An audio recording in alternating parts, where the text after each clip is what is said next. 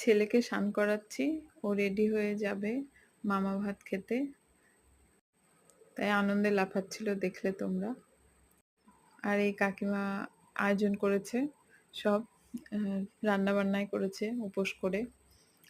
তারপরে কি, কি রান্না হচ্ছে দেখলাম একবার রান্নাঘরে গিয়ে। এখনো রান্না হচ্ছে। এদিকে চাটনি, আনারসের চাটনি, আরো অনেক কিছু আছে। আমি বললাম কাকিমাকে একটু খুলে দেখাতে। তো এখনো কমপ্লিট হয়নি বলে আমি আর গোটাটা দেখালাম না। মাছটা হয়েছিল, মাছের মাথাটা আলাদা করে করেছিল ছেলের জন্যে। আর এখানটায় মামা মানে আমার ভাই, কাকাতো ভাই, সে চিকেনটা করছে।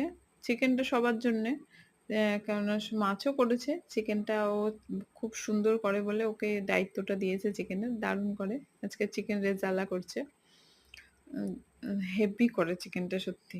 মানে রেসিপিটা আমি একদিন আপনাদেরকে দেখাবো, শেয়ার করব। কেমন খেতে বলবেন। আর এই যে বসে গেছে জামাই রাজা, ও খাবার দেখে একবারে হামলিয়ে পড়ছে যে কতক্ষণে ও খাবে। আর তর্স হইছে না, মামা আসারও তর্স হইছে না। সবাই আশীর্বাদ করলো।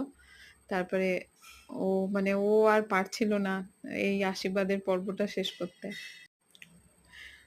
ও ভাবছিল যে আমি কতক্ষণে খাবো। এমনিতে আমার ছেলে এইসব দেখে এত ছটপটে আমার ছেলে, পারলে ও নিজে হাতেই খেয়ে নেবে খাবারগুলো। আর কারোর মায়ের অপেক্ষা রাখে না, বাবার অপেক্ষা রাখে না, ও পারলে নিজেই খেয়ে নেবে। এটা ওর বাবা, আমার ছেলে, আমার হাজবেন্ড।